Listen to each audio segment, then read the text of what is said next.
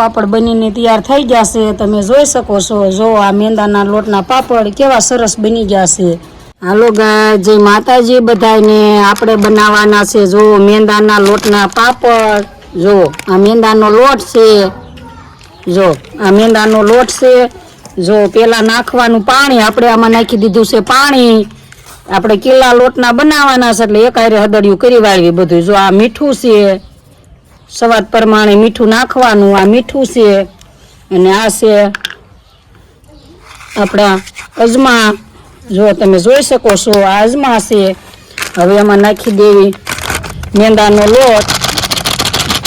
જો મેંદાનો લોટ નામ નાખી દેવાનો આ રીતનો અને પછી જો આમ હલાવતું જવાનું। એક આથી એક જ રાઈટ જ હલાવવાનું છે, એક જ બાજુ। જો આ રીતનું આમ ગળી ન રેવી જ પડે। એક રાઈટ હલાવો ને એટલે ગળી ન રહે। જો પેલા પાણી નાખી દેવાનું। આપણે પાણી નાખી દઈએ ને એટલે મસ્તીનું હદડિયું થઈ જાય। જો આ રીતનું એક જ બાજુ આમ હલાવવાનું। જો હલાવતું જવાનું, જો આ રીતનો લોટ નાખતું જવાનું। પછી આપણને એમ થાય કે બહુ જાડું થઈ ગયું છે, તો જો આ રીતનું આમ પાણી નાખતું જવાનું। જો આમ જો આ રીતનું પાણી નાખતું જવાનું।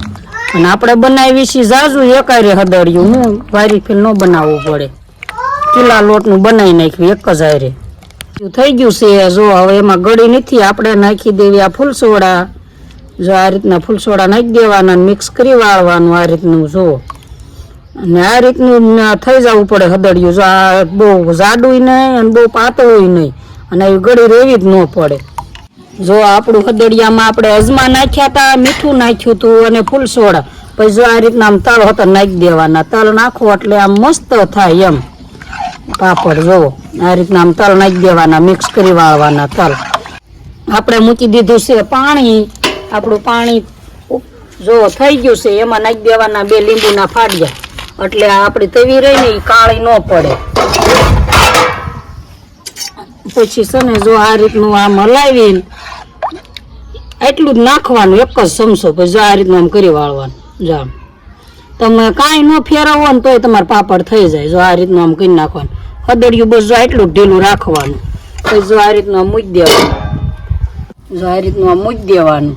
આમ મૂકીને અને પછી એની ઉપર કાસરોટ આ રીતની ઢાંકી દેવાની। જો આ રીતની કાસરોટ ઢાંકી દેવાની આને આમ ઢાંકીને પછી આપણો પાપડ પાણી આવી ગયું છે એટલે બહુ વાર તો નહીં લાગે।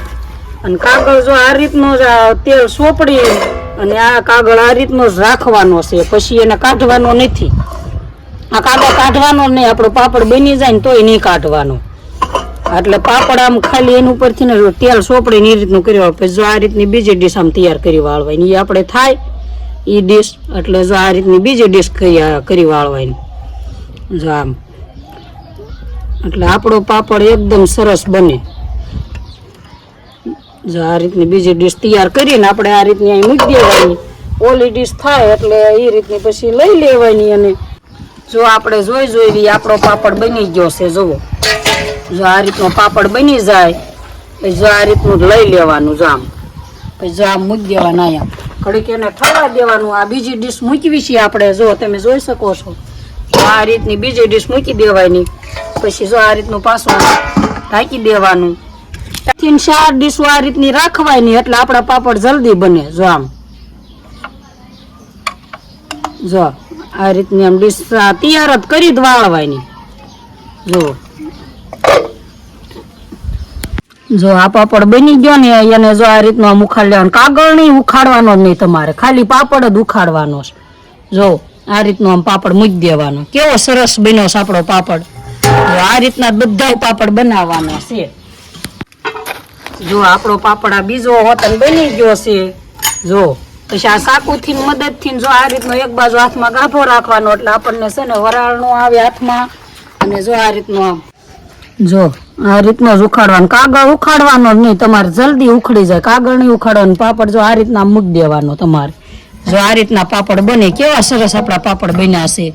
ડીશ પછી ડીશ લેવાની મૂકવાની।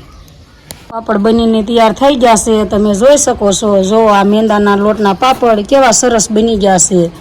જો આપણા પાપડ સુકાઈ ગયા છે। જો આ રીતના ભેગા કરી લેવાના બધા। જો કેવા સરસ થઈ ગયા છે આપણા પાપડ. લાઈક કરજો, શેર કરજો, સબસ્ક્રાઈબ કરજો.